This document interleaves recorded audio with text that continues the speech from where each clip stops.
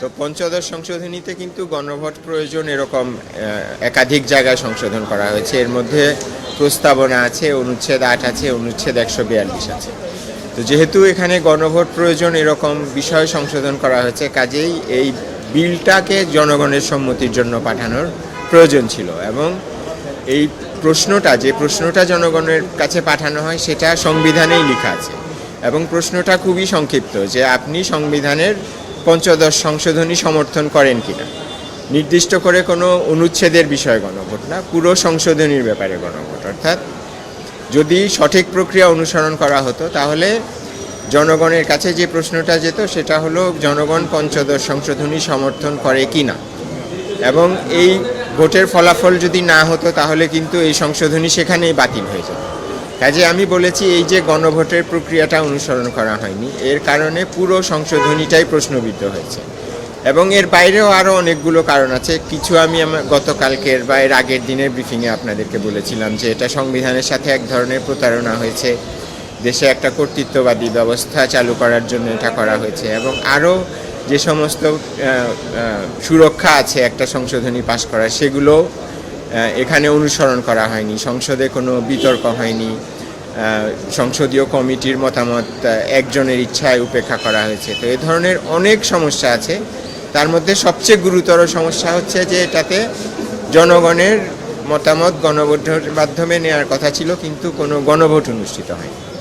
তো আমি বলেছি যে এই কারণে এই সংশোধনী পুরোটাই বাতিল হওয়া উচিত। আর আমার সাথে যারা অন্য আপিলকারী ছিলেন বা ইন্টারভেনার ছিলেন, ওনাদের সাবমিশন আমার থেকে একটু ভিন্ন ছিল, যে কিছু কিছু জিনিস বাদ হলে একটা শূন্যতা তৈরি হবে, একটা সমস্যা তৈরি হতে পারে। তো সেই বিষয়ে আমি একটা উদাহরণ দিয়ে বলেছি যে আমাদের সংবিধানে কিন্তু বিসমিল্লাহির রহমানির রহিম কথাটা পঞ্চম সংশোধনীর মাধ্যমে, প্রথমে সামরিক ফরমান, পরে পঞ্চম সংশোধনীর মাধ্যমে অন্তর্ভুক্ত করা হয়। তো এই পঞ্চম সংশোধনী কিন্তু হাইকোর্ট বাতিল করে, এবং পরে হাইকোর্টের রায় স্থগিত হলেও আপিল বিভাগ 2010 সালের ফেব্রুয়ারি মাসে এই বাতিলটা বহাল রাখে। কাজে 2010 সালের ফেব্রুয়ারি থেকে কিন্তু আমাদের সংবিধানে বিসমিল্লাহ ছিল না পঞ্চদশ সংশোধনী হওয়া পর্যন্ত, 2011 সালের জুন মাস পর্যন্ত 1.5 বছর বিসমিল্লাহ কিন্তু আপিল বিভাগের রায়ের কারণে সংবিধানে ছিল না। তাতে তো কোনো সমস্যা হয়নি, আমরা বাংলাদেশে যারা মুসলমান তারা অমুসলিম হয়ে যায়নি।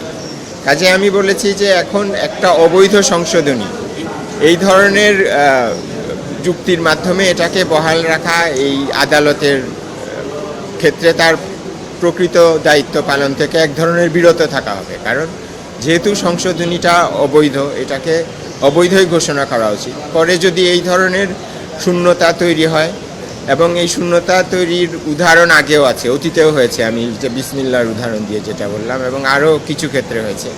এই ধরনের শূন্যতা হলে এগুলো এখন নির্বাচিত সংসদ আছে, তারা দ্রুততম সময়ে এই শূন্যতাগুলো পূরণ করতে পারে।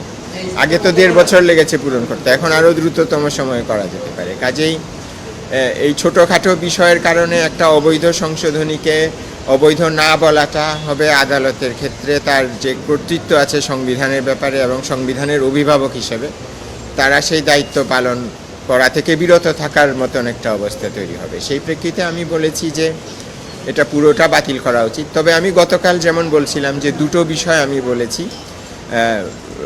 সুরক্ষা দেওয়া উচিত, আর একটা হলো সুপ্রিম জুডিশিয়াল কাউন্সিল, আর একটা হলো 102 অনুচ্ছেদে মানবাধিকার রক্ষা করার জন্য আদালতের শরণাপন্ন হওয়া।